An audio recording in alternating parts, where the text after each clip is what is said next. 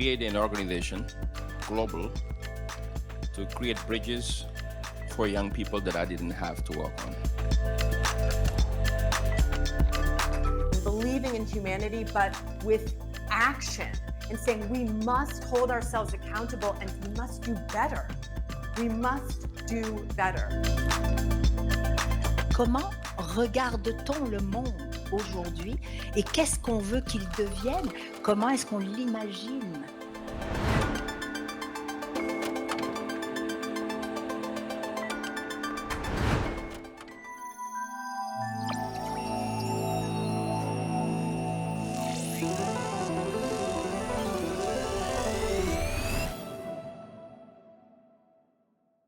Donc, la semaine numérique de Montréal, Montréal Connect, se poursuit avec un focus territoire de Bruxelles-Capitale. Et j'accueillerai sur scène Émilie Thierry de Hub Brussels et Clémence Cardinal de Hub Brussels également pour avoir comme thème « Bruxelles, votre temps tremplin pour l'Europe ». Merci.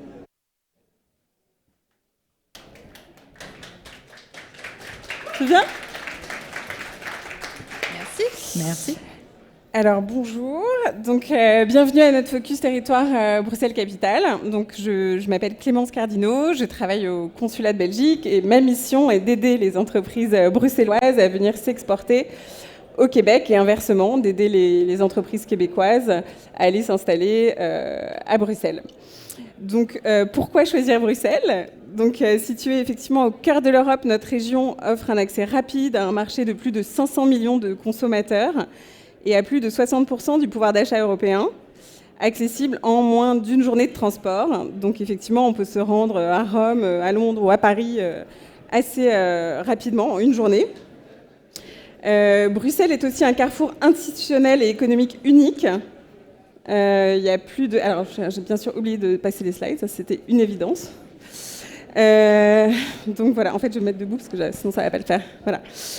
Donc il y a plus de 1500 sièges d'entreprises internationales, un accès direct aux décideurs européens et aux organisations internationales, et un climat d'affaires favorable avec des coûts d'implantation compétitifs par rapport aux grandes capitales européennes comme Londres et Paris. Donc concernant les entreprises du secteur technologique, on va écouter Émilie, ma collègue.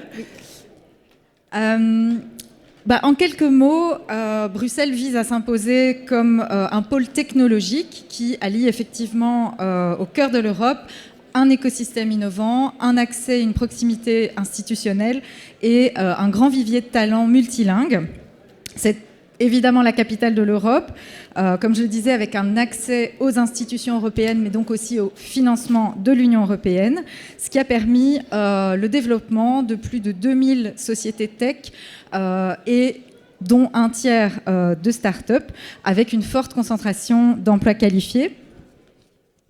Bruxelles finance aussi beaucoup l'innovation à travers des programmes dédiés à la recherche et au développement, aux collaborations entre le monde académique et les entreprises privées, avec un focus stratégique sur l'intelligence artificielle, la fintech, l'Internet des objets et un vrai focus transition vers une smart city.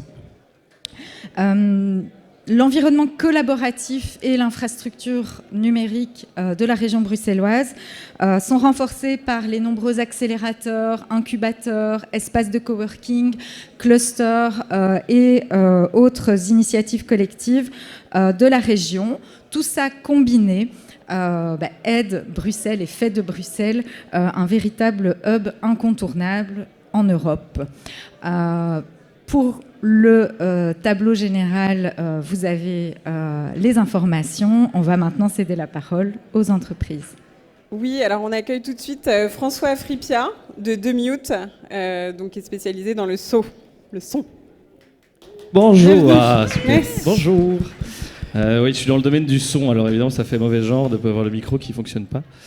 Merci d'être là. Moi, je travaille pour une entreprise que j'ai eu la chance de fonder il y a 10 ans qui s'appelle Demute. Et cette boîte fait du son dans le jeu vidéo et les expériences immersives. Alors, on est extrêmement spécialisé dans la programmation et tout ce qui est technique autour de l'audio. Et on s'est installé très récemment à Montréal. Je suis installé ici depuis 4 mois maintenant.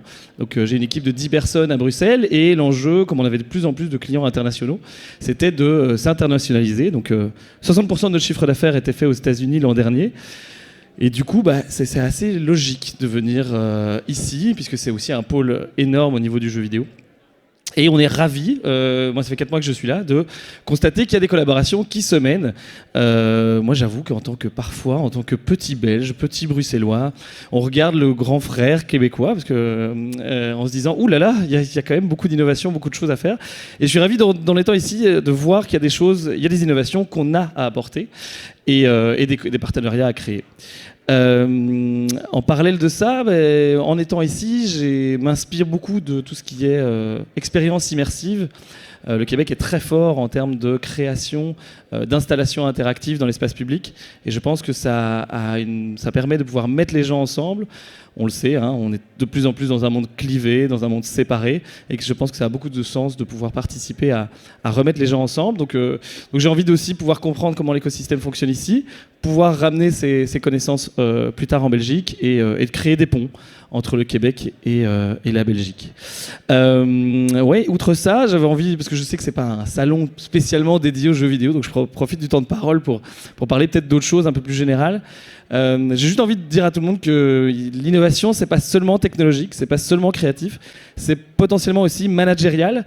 Et je pense qu'on a tendance parfois à oublier à quel point il faut mettre les équipes, nos équipes, au centre de la décision et au centre de ce qu'on fait. Parce qu'en fait, c'est pas juste de la tech, c'est pas juste des ordinateurs, c'est pas juste des bits les uns après les autres. Non, c'est des gens, et c'est les gens qui apportent l'innovation. Et c'est en faisant qu'ils soient contents, je pense, à l'intérieur des boîtes, qu'on peut créer des écosystèmes, des choses. Ah oui, j'avais même pas vu qu'il y avait de slide. Voilà, bon, c'est plus ou moins ce que j'ai dit. Et donc voilà, donc moi je suis ravi de faire des ponts entre Bruxelles et la Belgique de manière totalement désintéressée, sincèrement. Et voilà, et je suis ravi d'être là pour jaser. Bonne journée. Merci François. On accueille tout de suite Joël de l'entreprise Digital House Company. Joël, tu peux nous rejoindre, bienvenue. Bonjour, j'espère que vous allez bien. Je m'appelle Joël Parfait-Cuaté, j'ai une entreprise Digital House Company. On est spécialisé de plus en plus dans l'intelligence artificielle. En fait, pour la petite histoire, on a remarqué qu'à Bruxelles, tout le monde parle d'IA. C'est pas qu'à Bruxelles, hein, même ici, on en a sur les lèvres.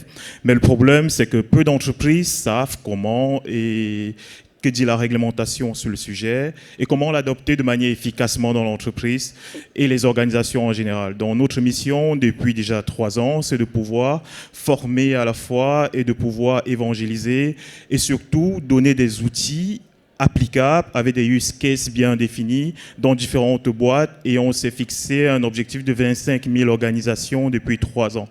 En 1 an déjà, on a formé presque 1000 personnes dans nos formations, et ceci passe par des partenariats sur Bruxelles Capitale avec des institutions comme EFP, les centres de formation en alternance, avec des universités comme l'école IT, des universités privées françaises aussi.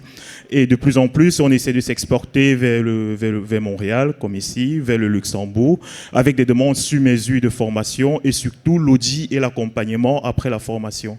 Parce que si vous avez de l'IA dans votre boîte et après la formation, qu'est-ce que vous en faites? On vous accompagne pour avoir la compréhension de ce que c'est que les IA Acts, et au-delà des IA Acts, définir des outils, votre boîte à outils, etc. Donc, ceci passe aussi par des partenariats avec des boîtes comme Monica, qui est notre premier assistant IA, qui s'intègre dans vos différents outils email et autres, et qui finit par vous servir comme un bon assistant de rédaction.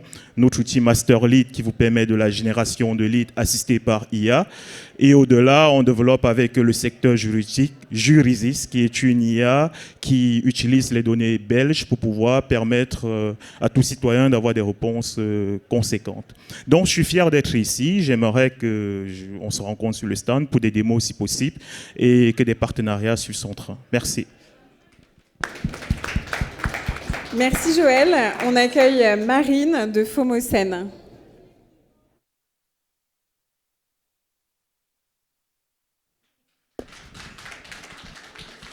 Bonjour à toutes et tous, j'espère que vous allez bien. Moi, je suis très contente d'être là, toujours très contente d'être à Montréal.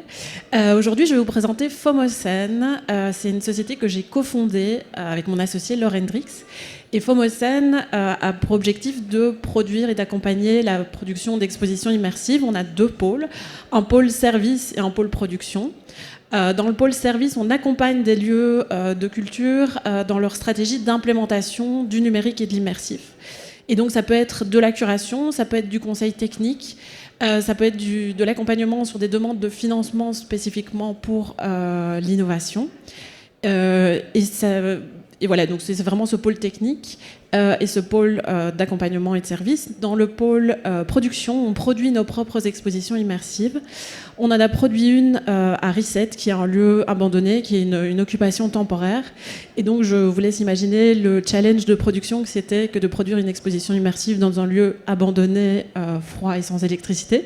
On a réussi, c'était un succès, c'était une réussite. Cette exposition consistait en plusieurs œuvres en réalité virtuelle, un paysage sonore fait par des mutes, justement. On a réuni environ 18 000 visiteurs autour de 3 mois d'exposition. Ce que j'ai oublié de mentionner aussi, c'est qu'on fait pas mal de conseils au modèle d'affaires des expositions immersives aussi pour nos clients, sur le timing de l'exposition, sur les heures d'entrée, sur des petits points très spécifiques. On peut aussi accompagner là-dessus. Et notre modèle économique pour les expositions, c'est 60% de ticketing et 40% de subsides. Pour nous, c'est important d'avoir un modèle d'affaires hybride et durable et de ne pas se baser uniquement sur les subsides. Notre prochaine exposition, elle sera consacrée à la thématique de la rave party. Et donc, on est ici pour rencontrer des artistes, des curatrices et des lieux d'exposition pour mettre en place des collaborations avec LE. Et donc, évidemment, sur un pitch avec un seul slide, c'est assez compliqué de mettre en avant l'aspect visuel de nos expositions. Mais donc, si vous voulez voir un peu ce qu'on fait et discuter, n'hésitez pas à venir nous voir. J'ai laissé des cartes sur le stand, je serai dans les parages et donc tout à fait disposée à vous rencontrer et à mettre en place des collaborations. Merci. On accueille tout de suite Eric de Nexams. Oui. Bienvenue. Merci beaucoup. Vous savez quoi, j'ai démissionné avant de venir à Montréal. Alors, j'ai pas démissionné pour venir à Montréal, j'ai démissionné parce que ça faisait 25 ans que je travaillais dans la télévision et spoiler alerte, la télévision, elle va pas bien là. En Belgique, la télévision, elle ne capte plus que 25% des revenus publicitaires. C'était 40% il y a encore quelques années. Et pendant ce temps, YouTube touche 2,5 milliards de personnes chaque mois, Twitch a 30 millions d'utilisateurs quotidiens, et je ne vous parle même pas de TikTok ou encore d'Instagram. Les marques, évidemment, essayent de capter cette audience qui s'est déplacée, mais elles peinent à trouver des créateurs qui vont leur fournir des contenus de qualité, mais des contenus qui sont authentiques et en même temps qui sont contrôlés. Je m'appelle Eric Willem, je suis journaliste, producteur, auteur, j'enseigne aussi dans une école de journalisme à Bruxelles.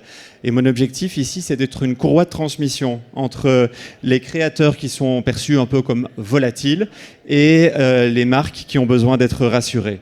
Nexans, c'est un studio de création de vidéos longues qui sont pensées pour le digital, avec les standards de la télévision, l'exigence de la télévision, la créativité du web, la compréhension du monde de la publicité et le pouvoir de l'intelligence artificielle. Alors quand je dis qu'on fabrique des vidéos longues, c'est des vidéos de 15 minutes et plus. Pourquoi ? Eh bien parce qu'aujourd'hui, ce sont les vidéos longues qui sont les plus vues sur YouTube. Il y a quelques années, les vidéos les plus vues faisaient environ 2 minutes. Aujourd'hui, elles font entre 40 minutes et 2h20. Et c'est plutôt une bonne nouvelle, parce qu'évidemment, en créant des vidéos longues, vous créez de l'adhésion, vous créez de la préférence de marque. Toutes les études montrent que les vidéos sont vues en général à un taux de complétion de 27%. Donc ça veut dire que vous regardiez une vidéo de 2 minutes ou bien de 60 minutes, en moyenne, on en visionne 27%. Personnellement, je préfère visionner 27% de 60 minutes que 27% de 2 minutes. Donc, c'est tout bénéfice, évidemment, pour les marques. Alors, nos contenus, ils sont à la croisée du divertissement, du documentaire et du brand content. Par exemple, vous avez une chaîne d'hôtel, vous nous commandez une vidéo. On ne va pas faire une vidéo dans laquelle on va expliquer que vous avez la meilleure literie et que vos hôtels sont les plus beaux. On va faire en sorte que votre chaîne d'hôtel, elle soit le décor de notre vidéo, qu'elle soit présente en permanence, qu'elle soit intégrée de façon organique. On peut organiser dans votre chaîne d'hôtel, par exemple, une partie de cache-cache, un jeu de piste ou encore un Cluedo géant. Voilà, c'est en fonction évidemment de la demande du client. C'est vrai qu'une vidéo longue est plus chère qu'une vidéo courte, hein. Ça je ne vais pas vous raconter de bêtises. Cependant, on a un truc en Belgique que vous avez aussi au Québec, c'est qu'on n'a pas l'habitude des gros budgets. Et on a plutôt l'habitude du less is more. Et on n'a pas les budgets de Londres ou de Paris. Par contre, on a autre chose. On a la créativité, on a l'audace, on a l'agilité. Et en fait, c'est tout ce dont on a besoin pour cette nouvelle économie des créateurs. Avec Nexence, on veut donc produire des vidéos pour relier les marques et les créateurs, relier les marques aussi à leur public et inspirer toutes les générations. Et en même temps, si ça me permet de faire comprendre à mon papa que j'ai bien fait de démissionner, c'est tant mieux. N'hésitez pas à venir me voir, je serai sur le stand de Hub Brussels demain toute la matinée. Et puis vous scannez le petit QR code là-bas et vous pourrez me contacter. Merci. Merci Eric. On accueille tout de suite Sandra Schnock de Symbiose Innovation. Bienvenue. Bonjour à tous, effectivement je m'appelle Sandra, je suis la cofondatrice de Symbiose Innovation. Donc Symbiose Innovation, c'est quoi? C'est une plateforme collaborative, donc un hub numérique qui va rassembler toutes les expertises sur les maladies rares, de la recherche fondamentale jusqu'aux patients experts. Et donc par expertise, on entend vraiment les experts chercheurs, cliniciens, les professionnels de santé, les patients experts, les membres de l'industrie pharma, biotech, medtech, les membres des associations de patients. Donc tous ces experts vont pouvoir s'enregistrer en fait sur la plateforme et vont pouvoir aussi soumettre leur développement, leurs découvertes, leurs solutions et également leurs appels à collaboration. Et donc du coup derrière, il va y avoir de l'intelligence artificielle qui va mettre en relation ces experts, les développements et les appels à collaboration en fonction des besoins de chacun, de leur centre d'intérêt, de leur domaine d'expertise, et ce vraiment pour favoriser les collaborations et vraiment dynamiser les synergies, faire en sorte que les gens travaillent ensemble.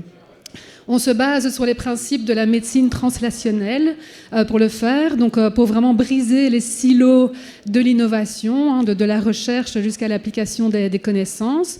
On veut impliquer les patients bien plus tôt dans la recherche que ce qui est fait maintenant et favoriser des collaborations multidisciplinaires. Et donc pourquoi faire une telle plateforme? Déjà, au niveau de la recherche, en moyenne, il faut 14 ans pour qu'un résultat de recherche arrive dans les mains des patients. Et en plus, il y a seulement 5% des résultats de recherche qui seront vraiment transformés en innovation. Et donc, dans le cas des maladies rares, ce n'est pas seulement les patients qui sont rares, mais c'est les financements qui sont rares, c'est les chercheurs qui sont rares, les médecins qui rencontrent des patients forcément sont rares, et les traitements sont rares aussi. Donc, sur les 7000 maladies rares, il y a seulement 5% de ces 7000 maladies rares qui ont un traitement. Et donc, du coup, on veut vraiment favoriser les collaborations pour accélérer l'innovation, et ce, au bénéfice des patients. J'animerai un atelier sur le sujet demain à 11h.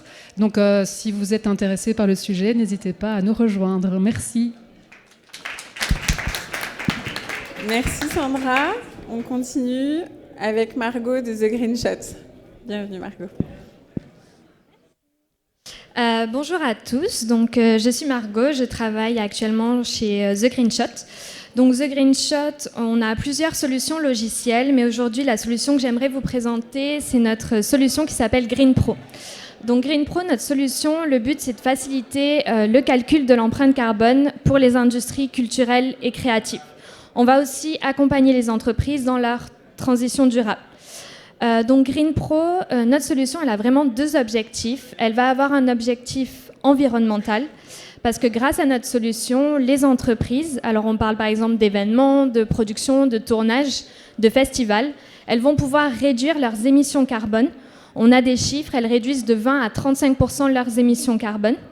Et en plus, on est connecté à des standards environnementaux, des certifications pour tous les secteurs culturels. Donc vous allez avoir par exemple le protocole GHG, le BGS, le Pitch per Plum. Toutes ces certifications sont connectées à notre outil pour vraiment être en conformité environnementale. Et on va aussi avoir un objectif opérationnel parce que grâce à notre solution, on va réduire de 89% le temps de saisie que vos équipes vont prendre à rentrer manuellement des données et à remplir un bilan carbone. On a aussi une collecte de données en temps réel, des dashboards interactifs qui vont permettre de prendre des actions concrètes sur des projets en monitorant votre empreinte carbone. Notre solution Green Pro, c'est vraiment un mélange entre l'intelligence artificielle, les données et les actions. On va utiliser l'intelligence artificielle pour vraiment collecter les données en automatique, les scanner et automatiser tout le reporting carbone. Et ensuite, on va avoir des dashboards qui vont vous permettre de mesurer votre impact social, circulaire, pour vraiment prendre des actions concrètes sur vos projets. Et nous, notre vision, c'est une vision à la fois globale et internationale parce que notre solution, elle se veut flexible. On va pouvoir s'adapter à toutes les réglementations, à toutes les certifications du marché à l'international. Notre solution aussi permet aux entreprises de vraiment monitorer leur empreinte carbone en temps réel. Et c'est vraiment une demande croissante de tous les secteurs, que ce soit dans les industries culturelles et créatives, mais dans d'autres secteurs aussi. Donc voilà, donc nous, aujourd'hui, on est basé à Bruxelles, on a des bureaux en France, mais du coup, on s'implémente aussi au Canada et aux États-Unis. Merci. Alors, on termine avec Ivailo et VS Innovate. Bienvenue, Ivailo. Bonjour tout le monde. I will speak English, just to change a little bit, to show you we can also speak English in Brussels. So VS Innovate is a tech startup based in Brussels. So we mostly do consulting services in software. One of our main service is Odoo. So Odoo, maybe you never heard about it, is one of the biggest tech companies in Belgium. It's a unicorn and is the all-in-one solution for digitalization and business applications such as HR, financing, accounting, AI. So it is a huge platform that allows companies all size, not only small and medium, to completely manage their processes. So we are an official reseller at Odoo. So we accompany our clients to install Odoo and integrate with all their database, etc. So the second solution we offer is AI, mobile applications. So we want to reinvent the way mobile application works. So we are building different proof of concepts of mobile applications that are entirely driven by AI. For example, imagine a mobile application where instead of having menus and navigations and different buttons, we simply interact through voice in any of our preferred languages. For example, we can have Home Assistant mobile applications where we simply ask our commands to the app and the user interface will adapt to this. You can imagine this as ChatGPT on steroids. So your business can have your own mobile applications that we create your personal assistant with the difference that every answer from the AI is also assisted by a visual widget. So it's not simply text, it can be also visual widgets or actions. And that's all for me. Merci beaucoup.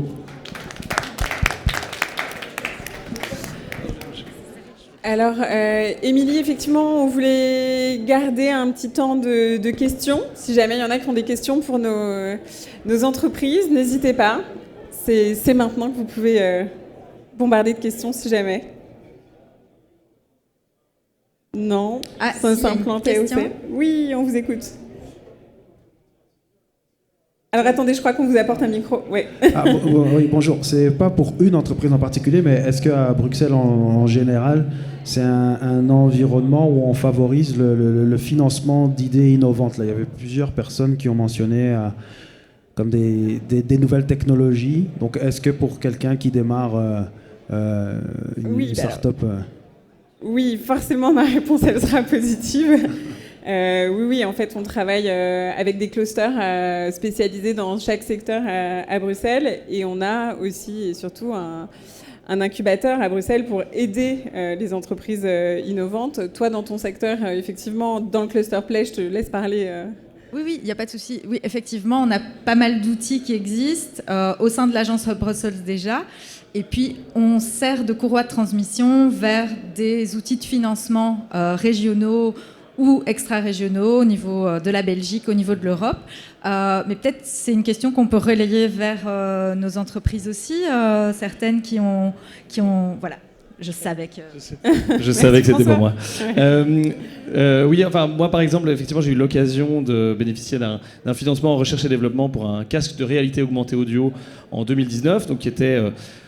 financé en partie privé, en partie public et donc c'était un partenariat avec un centre de recherche et donc c'était financé par Innoviris qui est le bras armé du financement de la recherche et développement à Bruxelles.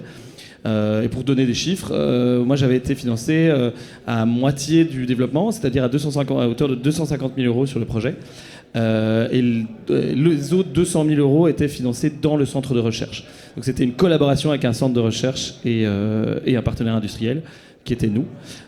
Mais voilà, c'était quelque chose de assez risqué, tellement risqué que malheureusement il a vu le jour, mais le Covid est arrivé, donc on a dû malheureusement arrêter le développement. En tout cas, mais voilà, il n'est pas interdit que ça revienne.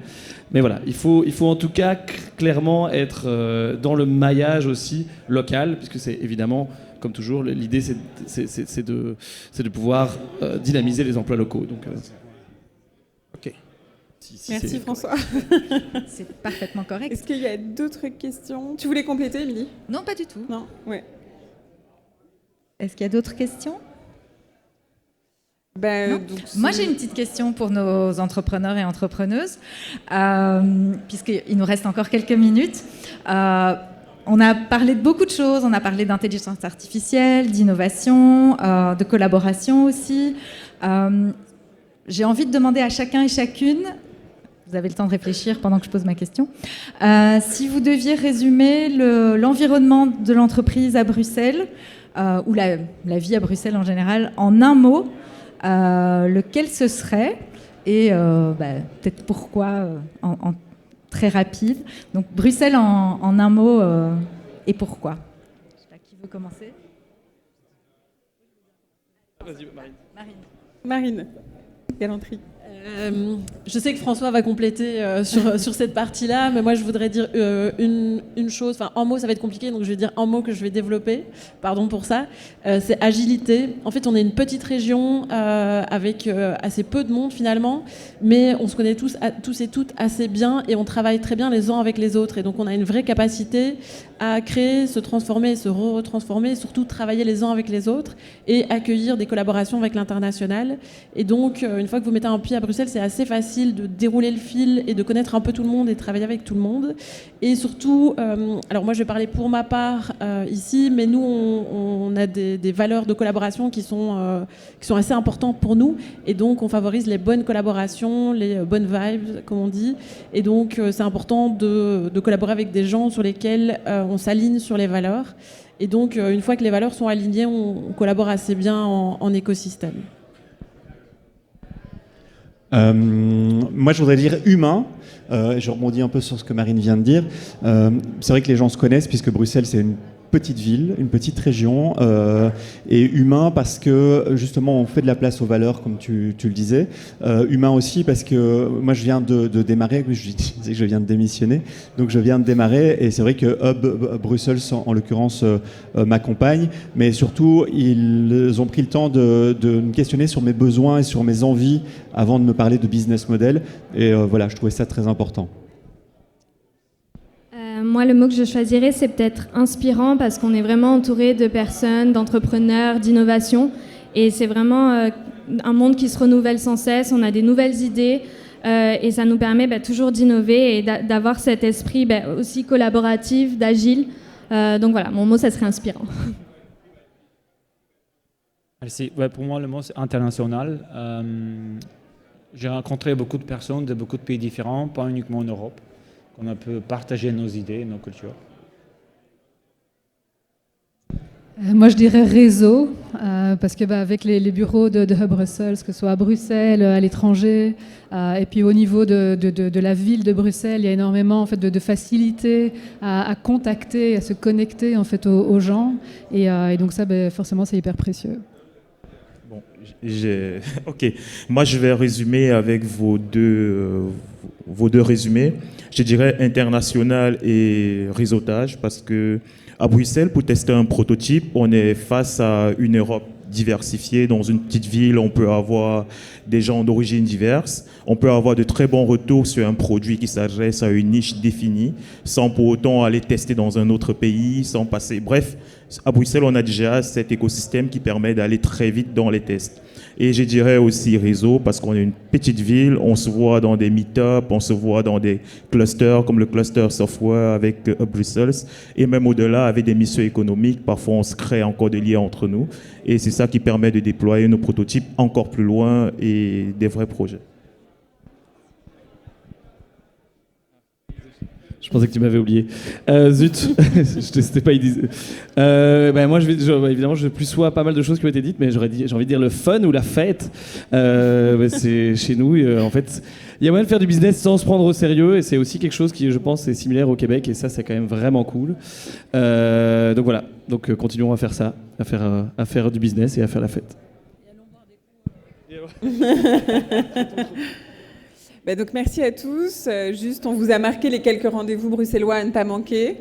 Demain, jeudi 30 octobre, donc ils sont affichés ici. Et si jamais vous voulez venir nous voir, vous pouvez venir nous voir sur notre stand, juste là, et prolonger ces conversations. On sera ravis de répondre à tous. Merci. Merci à tout le monde sur scène, et merci... Mon mot, c'est merci. Merci de l'accueil. Merci. Putain, c'est mort. On peut couper mon son. Coupe le son. Merci. Je savais que je pouvais compter sur vous. Merci. Alors, je peux juste enlever ça. Alors, ça fonctionne, oui. Donc, merci, je vous souhaite un bon appétit et au retour à 13h pour la classe de maître en cybersécurité. Et n'oubliez pas le speed dating à 13h30. Le coup de cœur du speed dating est AA Studio. Donc, c'est l'endroit parfait pour faire des connexions. Merci.